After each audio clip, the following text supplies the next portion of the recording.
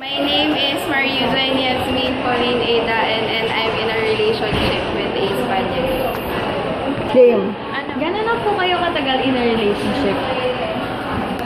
Sabi ko. Ano yan? Kakat-kat mo? Oo. Kat-kat mo? English pa din? I've been in a relationship for 8 months. Paano niyo po napapanatili na strong yung relationship mo? Constant communication, tsaka patience. Ano po yung madalas ng pag-awayan at pagkasunduan?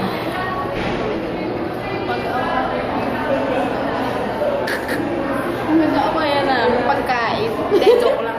Ang pinag-aawayan namin, pinag-aawayan namin minsan pag walang time yung isa. Yun sa isa, syempre. Yun. Kasi nga, long distance relationship. Kaya syempre. Naging distraction na po ba yung relationship niya sa araw-araw niyong ginagawa? Distraction?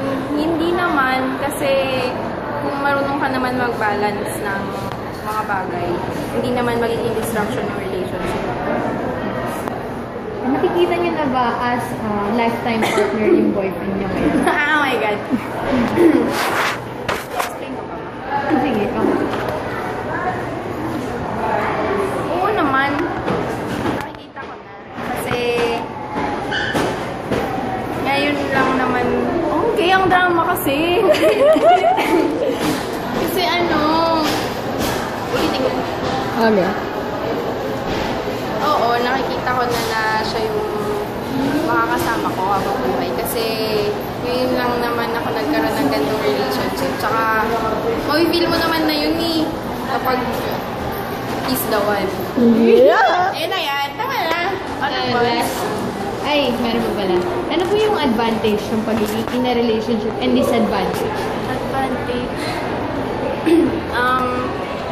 Yung advantage ng in a relationship, kasi syempre, nagtutulungan kayo sa mga bagay. Example, sa studies, tinutulungan mo siya na mag-pursue ng studies niya, ng dreams niya, tapos tutulungan ka din niya. Tapos yung disadvantage naman, yun nga, minsan pag hindi ka marunong mag-balance ng time mo, yun, magiging distraction kayo sa isa't isa. Ano po yung advice niyo dun sa mga in a relationship out there? Mga in a relationship, ito nga, ano ba? Yung mga in a relationship dyan, lalo na yung mga long distance relationship, sana, lagi nyong babalance lang yung oras nyo sa mga bagay. Alamin nyo yung priorities nyo, tsaka, huwag nyong kalimutan bigyan time yung isa't isa. Tsaka, pahalagahan nyo yung isa't isa.